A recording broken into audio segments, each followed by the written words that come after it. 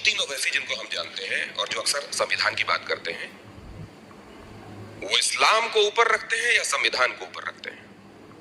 नहीं, ये सवाल नरेंद्र मोदी से पूछा जाए, ये सवाल अमित शाह से क्यों नहीं पूछा जाता? आपको मुसलमान दिख गया, बोलो। मैं यही तो कह रहा हूं ना कि आप जिस प्रिमाइस से आते हैं, आपके दिल में बात क्यों पैदा होती है कि मुसलमान से पूछा जाए कि वतन के तुम वफादार हो या नहीं हो? क्या आप ये सवाल करेंगे मौलाना अबुल कलाम आजाद से? क्या आप सवाल करेंगे अल्लामा फजल खैराबादी से? क्या आप सवाल करेंगे जौहर बरदरान से? क्या उन उलमाओं से सवाल करेंगे जिन्होंने देश की आजादी के लिए जिहाद का फतवा दिया था? ये क्या बात है? बोलिए, 75 साल की आजादी मना रहे हैं, मगर आपके दिल में अभी भी एक कीड़ा है कि मुसलमान वफादार है या नहीं है। मैंने भारत के संविधान के ऊपर अल्लाह के नाम पर ओथ लिया है। अब इससे बढ़कर अब मुझे आपसे वफादारी की सर्टिफिकेट की जरूरत नहीं है। आप क्या सोचते मुझे उसकी फिक्र नहीं है। मैं ये कह रहा हूं कि देश में मुझे अपने मजहब पर चलने की पूरी इजाजत है। मुझे देश के चप्पे चप्पे से मोहब्बत है। मैं जब तक जिंदा रहूंगा, इस सरजमीन पर रहूंगा। ये गोदी के पत्रकार हमेशा ब्लेम करते हैं ऑपोजिशन पार्टी को। इस बात से असाउद्दीन ओवैसी ने बहुत ही अच्छा से धोलाई किया है इस पत्रकार को। इस असाउद्दीन ओवैसी असलियत में नेता है, क्योंकि इसने हैदराबाद में बहुत ही डेवलप किया है, हॉस्पिटल बनाया है, गरीबों का मासिया है। हेलो दोस्तों, मैं आबू में इंडिया से। चलो देखते हैं आसाद सर के रिएक्शन वीडियो। जब अल्लाह की तरफ से वक्त आएगा तो इसी जमीन में चला जाऊंगा। अब इसके बावजूद भी अगर आप मुझसे पूछा जाएंगे कि ये सवाल है, क्या सवाल है, ये तो गलत सवाल है। आपका सवाल उठता ही नहीं चाहिए, प्रेमाइस से गलत है इसका। संविधान पर आपका अकीदा है, संविधान को आप सबसे ऊपर रखते हैं? बिल्कुल, संविधान से देश चलेगा ना। संविधान से देश चलेगा। तो संविधान में आर्टिकल 44 के संदर्भ में आपका क्या ख्याल है? संविधान में शराबबंदी पर आपका क्या पोजीशन है? आप लोग 6:30 बजे के बाद पीते हैं, टून हो जाते हैं, इसलिए आप डायरेक्टिव प्रिंसिपल की बात नहीं करते। बताइए क्यों नहीं करते आप? संविधान में इस बात का जिक्र है कि भारत के जो नेचुरल रिसोर्सेज है इक्विटेबल डिस्ट्रीब्यूट होना चाहिए। आज देश की 55% वेल्थ 5% लोगों के पास है, वो डायरेक्टिव प्रिंसिपल भूल गए आप। अनएम्प्लॉयमेंट का जिक्र देश ने किया था। 1947 के बाद हमने कहा था कि वी विल इरेडिकेट पॉवर्टी। आज सबसे बड़े प्रदेश का मुख्यमंत्री कहता है कि भाइयों बहनों अब 23 से 21 साल कर दिए, खुश हो जाओ। डायरेक्टिव प्रिंसिपल में ये चीजें भी है। आप 44 की बात करते हैं तो बताइए 44 में आप क्या करना चाहेंगे? गोवा में अगर एक हिंदू भाई और उसकी वाइफ को मेल औलाद नहीं होती है तो वो दूसरी शादी कर सकते हैं। आप यूनिफॉर्म सिविल कोड की बात करते हैं। क्या आप जाकर हिमाचल प्रदेश में एग्रीकल्चर लैंड खरीद सकते हैं? नहीं खरीद सकते। आप यूनिफॉर्म सिविल कोड की बात करते हैं कि हमने संविधान में नॉर्थ ईस्ट के मिजोरम, नागालैंड को, उन स्टेट्स को उनका कल्चरल राइट प्रोटेक्शन का संविधान में इख्तियार दिया। चलिए करके देखिए क्या तमाशा होता है वहां पर। यूनिफॉर्म सिविल कोड की जरूरत नहीं है, मेरा मानना है। इस देश की खूबसूरती उसकी डाइवर्सिटी है। और याद रखिए कि असदुद्दीन ओवैसी को बहसत मुसलमान आर्टिकल 29 का जो फंडामेंटल राइट है, मुझे राइट टू कल्चर का प्रोटेक्शन है। मुझे उस पर आप कैसा छीन सकते हैं मुझसे? आप आर्टिकल 29 मुझसे आप नहीं, मेरा सवाल आप दूसरी तरफ ले गए। दोनों ही बार जब मैंने आपसे बात पूछी, मेरा ना मंतव्य था आपसे जब मैंने ये पूछा कि आप इस्लाम को या संविधान को किसको ऊपर रखते हैं, मैंने बहुत पर्पस के साथ वो सवाल किया था, लेकिन आप दूसरी तरफ ले गए। दूसरे जब मैंने आपसे आर्टिकल 44 पूछा, मैं खेत की बात कर रहा हूं, आप खलिहान की बात करने लगते हैं। मैं आपसे पूछ रहा हूं आर्टिकल 44 के संदर्भ में, आप तुरंत उसको दूसरी आप 6 बजे के बाद शराब पीना तुम किसके संदर्भ में कह रहे हैं मुझे नहीं मालूम, लेकिन मैं आपसे एक बात जानना चाहता हूं। आप परमिट कीजिए, मैं आपसे एक बात जानना चाहता हूं। इस देश में एक सेकंड, इस देश में एक बाप है, उसके 4 लड़कियां हैं।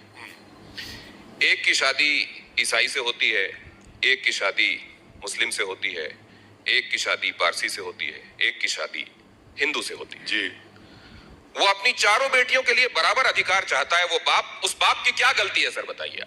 अरे कौन रोक रहा है आपको? दीजिए ना। यही तो है 44 सर। अरे सर, यही तो है यूनिफॉर्म सिविल कोड सर। एक मिनट सुनिए।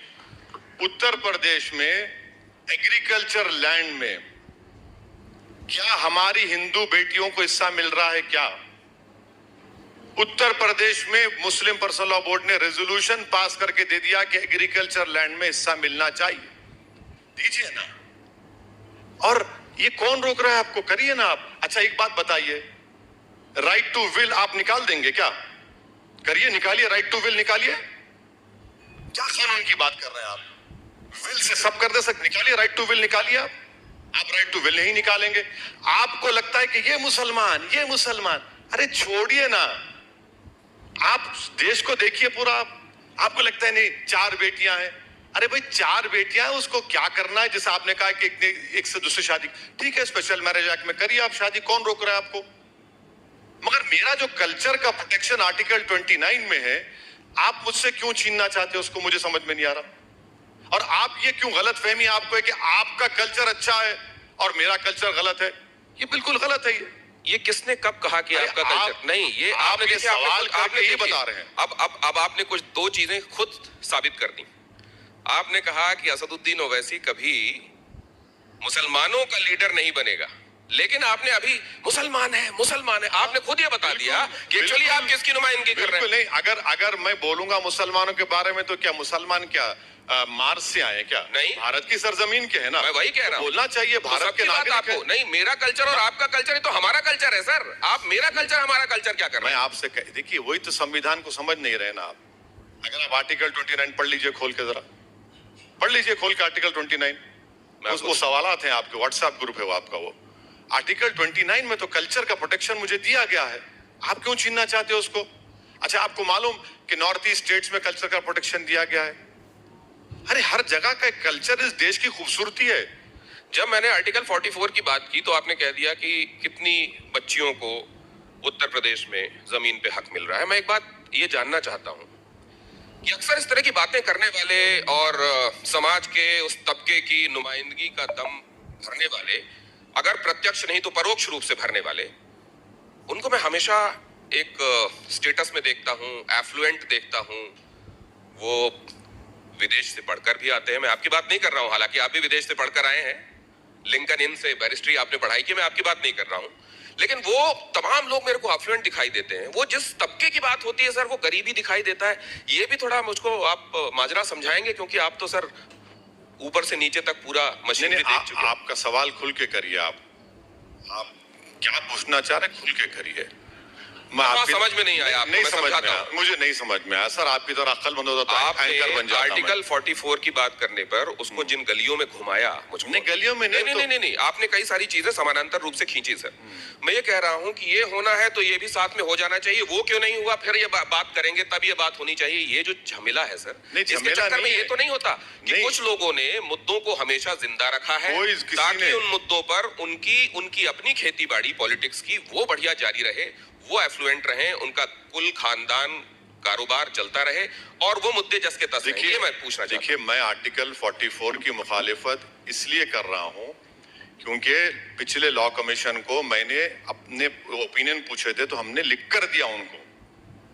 और आज भी आपसे कह रहा हूं कि आर्टिकल 44 का वायलेशन या आर्टिकल 44 को इम्प्लीमेंट करना या जो भी कानून बनाना, उसके खिलाफ हम इसलिए हैं क्योंकि हमारे को राइट टू कल्चर आर्टिकल 29 का हमारा हिस्सा है।